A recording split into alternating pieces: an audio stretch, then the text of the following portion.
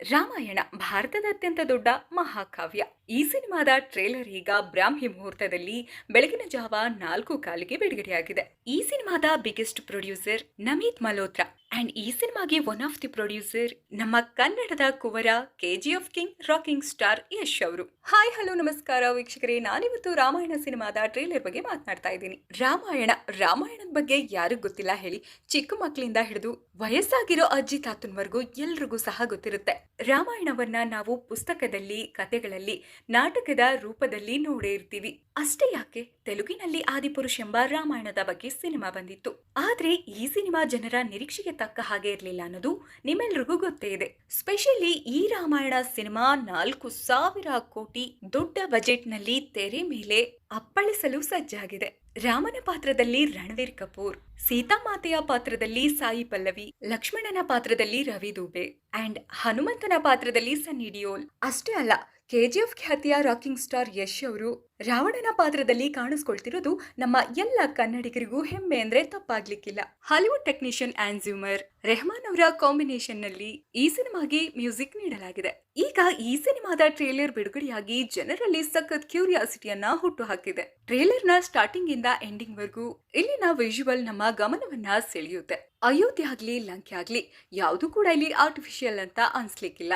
ನಾವು ಎಷ್ಟು ಎಕ್ಸ್ಪೆಕ್ಟೇಷನ್ ನ ಇಟ್ಕೊಂಡಿದೀವೋ ಅಷ್ಟೇ ಇಲ್ಲಿ ಪ್ರತಿಯೊಬ್ಬ ಪಾತ್ರಧಾರಿಗೂ ಅವರವರ ಪಾತ್ರಕ್ಕೆ ಅಷ್ಟೇ ಜವಾಬ್ದಾರಿಯುತವಾಗಿ ಅವರವರ ಪಾತ್ರಕ್ಕೆ ಜೀವವನ್ನ ತುಂಬಿ ನಟಿಸಿದ್ದಾರೆ ಅನ್ನೋದು ಟ್ರೇಲರ್ ನಲ್ಲಿ ನಾವು ನೋಡಬಹುದು.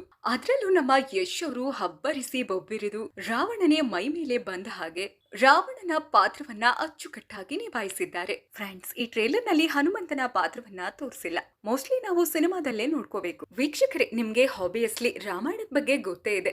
ರಾವಣ ಅಂದ್ರೆ ರಾಮಾಯಣದ ಕೊನೆಯಲ್ಲಿ ಬರ್ತಾನೆ, ರಾಮನಿಂದ ಸಂಹಾರನಾಗ್ತಾನೆ. ಆದ್ರೆ ಈ ಟ್ರೈಲರ್ ನಲ್ಲಿ ಏನ್ ಹೇಳಿ ಕೊಟ್ಟಿದಾರಂದ್ರೆ, ರಾವಣ ದೇವಲೋಕ, ಭೂಲೋಕ ಅಂಡ್ ಪಾತಾಳ ಲೋಕ 3 ಲೋಕವನ್ನು ಗೆದ್ದು ಆಳುವುದರಲ್ಲಿ ಇದ್ದಾನೆ. ನಿಮ್ಮೆಲ್ರಿಗೂ ಗೊತ್ತೇ ಇದೆ, ರಾವಣ ಅಪ್ಪಟ ಶಿವನ ಭಕ್ತ.